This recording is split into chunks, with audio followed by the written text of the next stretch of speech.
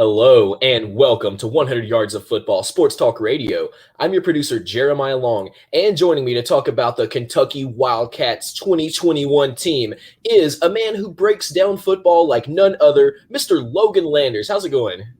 Hey, what's going on, Jeremiah? Happy to be here talking some football with you. I love these team previews, man, because that lets me know that college football is coming back very soon. I'm ready for it to come back, man. It's a great feeling.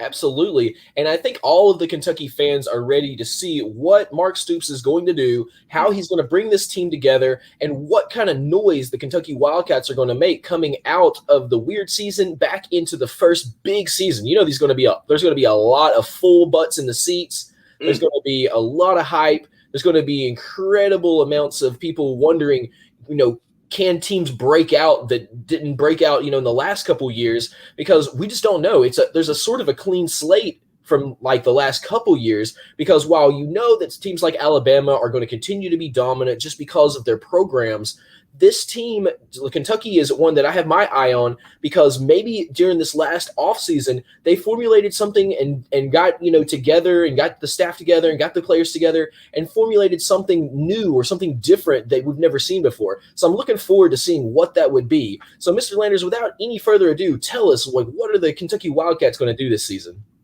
Yeah, so Kentucky, like you said, they're always just trying to claw from underneath, trying to get up in that SEC that ladder, man, just full of tough competitors. And last year was tough. Like I said, they faced a lot of good teams being an all SEC schedule. So now they finally get a little bit of break this year. They get a few more easy games, which is better for the Kentucky program. They're going to get a few more wins. And I think it's going to be a better season. They're going to improve, I hope, because this team has some potential, I think. They have a lot of good players. I think the two keys for their team, the first one being on offense, is Chris Rodriguez. Obviously he was their star last year. He had a lot of good catches as a running back. So he's proving that he is one of those kind of two-way backs that can both catch and run the ball as well, which is just what you absolutely love to see as a future NFL star, I think. So I think that if Chris can come back and have another really good season, because he's not the biggest running back in the world. We've seen a lot of guys, a lot of running backs who are under 6 foot who have been absolute stars in the league. I think that he can come back and he can really have a really productive season. So I think that that's one of their keys to offense. And for defense, Yusuf Corker has got to have another great season. He is a 6'7", almost 200-pound, terrific tackler, man. This guy gets tackles more than anyone on this team. And absolutely just a playmaker, someone that you love to see on the defensive side of the ball. Had almost 75 tackles in 2019. A couple of sacks as well. So he is one of their stars at the defensive position as a safety. So I think that both of those guys are their two key players coming into the season on the offense and defensive side of the ball. And then for a good transfer they've had come over, I think, they're getting QB Will Levis, who's coming over. And I think that he is going to be a solid option. Levis, he hit 60% of his passes for about 645 yards. So he's doing pretty good. He's coming over from Penn State, which is a really good program for, in all college football history. So he's got that over there. And I mean, at 6'3", 222, he's got a good frame. I think that he could be what Kentucky might need at the quarterback position because they've struggled there on the last few seasons. Of course, Terry Wilson moved on, and we've seen just that they haven't had the best QB play in the past. But I think that if they can get that turned around, because they never had guys that could really throw the ball too much. But I think that Levis could come in there, and I think he could really help out that Kentucky program and all things go well. Because Joey Gatewood, like I said, he had some experience back there, but it still isn't the best option you could go with. I think that Levis is definitely going to be probably their QB1 going into this year. And also Bo Allen is right there as well. But I think that Levis is going to edge them out just based off of just his size and what he's done at Penn State as well. So I think that Levis is going to be the man under center. I think that he's going to have a few good targets to throw through as well. He's got Josh Ali coming back for his senior season. He's their main guy, man. He's come back as a super senior. As we all know, they all got that extra year of school coming into them if they chose to go with the COVID-shortened season. So he's coming back. And, I mean, he had a good year last year for, like I said, a struggling Kentucky offense when it comes to passing.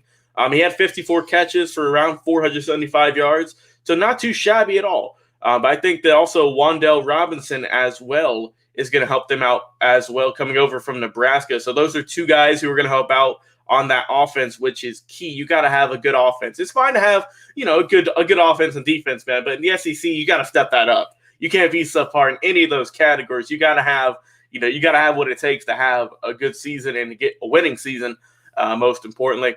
And also, I think that Keaton Upshaw is going to be a really good guy on the wide receiving core as well. So they're not, they have a decent offense. I think they could work around those guys. You got, guys coming in at the quarterback position, but you've got some receivers who have been on that team for a little bit, who've known the playbook, who know that, who know what their abilities are, and that who can hopefully get a big step this year.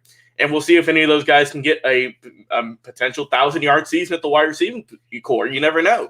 They could come out there and shock us this year. But, of course, it's hard to have a good QB playing good wide receivers if you don't have an offensive line, of course. So the O-line is actually pretty solid, I think. They have a really good year. They have 3 starters coming back. But they did lose Dre Jackson and Landon Young as well. But I think that if the one key to their offensive line, Darian Kennard, is going to come around, man, that could be a big push for them. He's 6'5", 338 pounds, just an absolute boulder right there on that O-line. So I think that if the O-line, they might struggle a little bit. They lost a few guys, but they got good size, though. They have really good size on that team.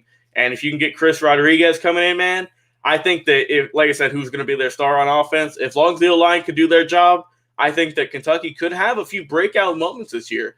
You can see them snapping off a few plays for, 80, 90, 100 yards potentially, as long as everything goes well, just because they do have some explosion in the backfield. So I think that overall, yes, Kentucky is going to struggle. They're facing a lot of good teams this year. They're facing your Tennessee Volunteers, I know. So I know I think I might know whether you might want that one to go, but that could be, I think, a really good 50-50 game for either of those teams, because those are both two good teams who are coming in and who are trying to prove something in the SEC. And just also for Kentucky, let me just touch on their defense real quick. Their defense is going to be a little tough this year because they're losing a good bit of guys. They had, of course, Jamin Davis, who went to the NFL, and they lost a few guys. So it's going to be hard to replace those guys in this year. But I think that overall, though, that Kentucky's going to have a decent year. They're not going to, just absolutely come out on a tear, but I do expect them to improve this year. I think that Mark Stoops is going to have these kids ready to go, fired up for another season of football. And I think that Kentucky could get a few more wins than people might be suggesting this year, because they do play tough. And I think that if, like you said, if the losses on defense aren't going to be too substantial, and then if that offense can make that next step, I think Kentucky could have a pretty decent season all in all. Oh, it looks like you muted there. I definitely could see that, and I would love to see exactly if they can make some noise, get a couple of big upsets this year, and really set them on a path to getting back to, being thought of in the SEC as, at least a upper mid-tier, This team does deserve it. They work really hard. They've got a good group with them. They have made some noise in the past few years.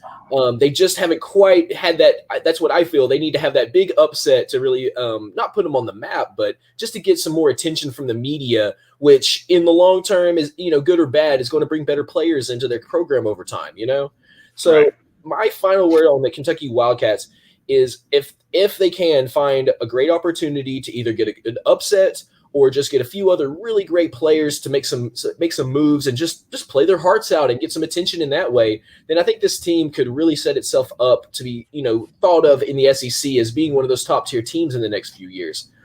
So for anybody else watching, make sure you tell us what you think. Are you a huge Kentucky Wildcats fan? Are they going to rock out this season? Who are they going to upset? We'd love to know what you think. Tell us in the comments. And if you're listening to us on our podcast, thank you. But if you haven't joined us for our podcast yet, please jump over and listen to our podcast, 100 Yards of Football. You can listen over on Spotify, Apple Podcasts, Stitcher, iHeartRadio, Google Podcasts, or anywhere else that you listen to podcasts. Well, for the entire team here at 100 Yards of Football, I am the producer, Jeremiah Long, and you've been listening to my dude, Logan Landers, talk about the Kentucky Wildcats team preview for 2021. We're going to be right back with another live video for another team preview here at 100 Yards of Football. See you soon.